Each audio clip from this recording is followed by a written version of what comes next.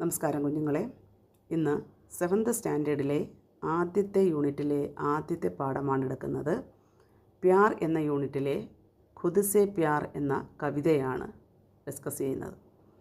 Pyaar means love, സ്നേഹം.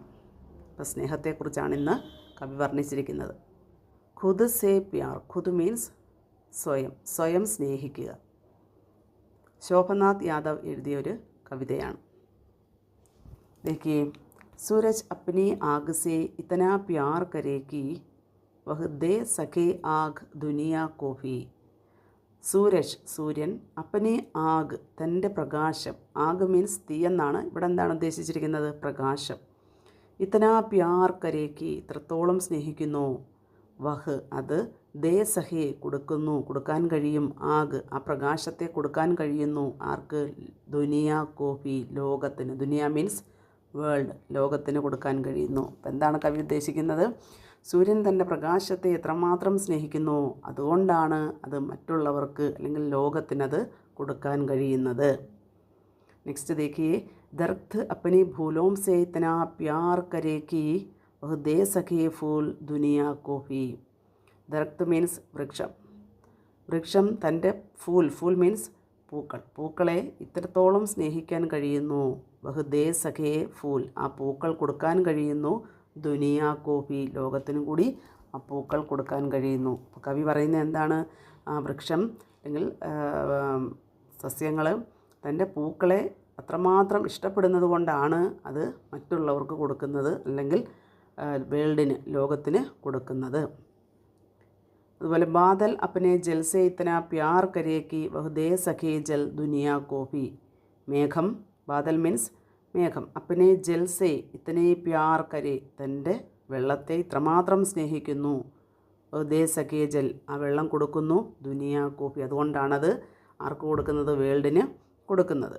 അപ്പോൾ കവി എന്താ പറയുന്നത്? മേം ഖുദ് സേ ഇത്തന പ്യാർ കരൂ, ഞാൻ അതുകൊണ്ട് സ്വയം എന്നെ സ്നേഹിക്കുകയാണ്. കി ദേ സഖൂം പ്യാർ ദുനിയ കോഫി, ആ സ്നേഹം ഞാൻ ലോകത്തിന് കൊടുക്കാൻ കഴിയും. അപ്പം നമ്മൾ നമ്മളെ തന്നെ സ്നേഹിച്ചാൽ ആ സ്നേഹത്തെ നമുക്ക് മറ്റുള്ളവർക്ക് കൊടുക്കാൻ കഴിയും. അപ്പം അത് ഉദാഹരണത്തിലൂടെയാണ് കവിയുടെ വ്യക്തമാക്കിയിരിക്കുന്നത്. സൂര്യൻ, വൃക്ഷം, മേഘം, പ്രകൃതിയിലെ ഓരോ വസ്തുക്കളെയും ഉദാഹരണം കാണിച്ചുകൊണ്ടാണ് കവിയുടെ പറഞ്ഞിരിക്കുന്നത്. സൂര്യൻ തൻ്റെ പ്രകാശത്തെ അത്രമാത്രം സ്നേഹിക്കുന്നു, അതുകൊണ്ടാണ് ലോകത്തിന് പ്രകാശം കൊടുക്കാൻ പറ്റുന്നത്. വൃക്ഷം തൻ്റെ പൂക്കളെ അതുപോലെ സ്നേഹിക്കുന്നു, അതുകൊണ്ടാണ് ലോകത്തിന് പൂക്കളെ കൊടുക്കാൻ കഴിയുന്നത്. അതുപോലെ ബാദൽ, മേഘം, തൻ്റെ വെള്ളത്തെ, ജലത്തെ അത്രമാത്രം സ്നേഹിക്കുന്നു, അതുകൊണ്ടാണ് അത് ലോകത്തിന് കൊടുക്കാൻ കഴിയുന്നത്. ഈ ഉദാഹരണങ്ങളിലൂടെ കവി വ്യക്തമാക്കുന്നത് എന്താണ്? നമ്മളെ തന്നെ സ്നേഹിക്കുക, എന്നാലേ ആ സ്നേഹം നമുക്ക് മറ്റുള്ളവർക്ക് കൊടുക്കാൻ പറ്റൂ. നമ്മൾ എല്ലാവരെയും സ്നേഹിക്കുക, ഇതാണ് ഇതിലൂടെ നമുക്ക് കിട്ടുന്ന സന്ദേശം. എല്ലാ കുഞ്ഞുങ്ങളും നല്ലതുപോലെ വായിച്ച് മനസ്സിലാക്കുക. സ്വരാക്ഷരങ്ങളും വ്യഞ്ജനാക്ഷരങ്ങളും മാത്രകളും ഒക്കെ നല്ലതുപോലെ മനസ്സിലാക്കിയാൽ മാത്രമേ നമുക്ക് ടെക്സ്റ്റ് വായിക്കാൻ പറ്റുകയുള്ളൂ. ടെക്സ്റ്റ് വായിച്ചാലേ നമുക്ക് ആൻസർ ചെയ്യാൻ പറ്റുകയുള്ളൂ. ക്വസ്റ്റ്യൻ പേപ്പർ കൈ കിട്ടി കഴിയുമ്പോൾ അത് വായിച്ചാലല്ലേ നമുക്ക് ആൻസർ ചെയ്യാൻ പറ്റൂ. അതുകൊണ്ട് ടെക്സ്റ്റ് നല്ലപോലെ വായിക്കുക. അക്ഷരം അറിയാൻ വയ്യാത്ത കുട്ടികൾ ലെറ്റേഴ്സ് നല്ലതുപോലെ പഠിച്ചിട്ട് ഓരോ വാക്കുകളും വായിച്ച് മനസ്സിലാക്കുക. അങ്ങനെ ആ കവിതയുടെ കണ്ടൻറ് എന്താണെന്ന് മനസ്സിലാക്കുക. അപ്പോൾ ഖുദ് സേ പ്യാർ എന്ന കവിത എല്ലാ കുഞ്ഞുമക്കൾക്കും ഇഷ്ടപ്പെട്ട് കാണുമെന്ന് കരുതുന്നു. നിങ്ങളുടെ ഫീഡ്ബാക്ക് കമൻ്റായിട്ട് എഴുതി അറിയിക്കണം.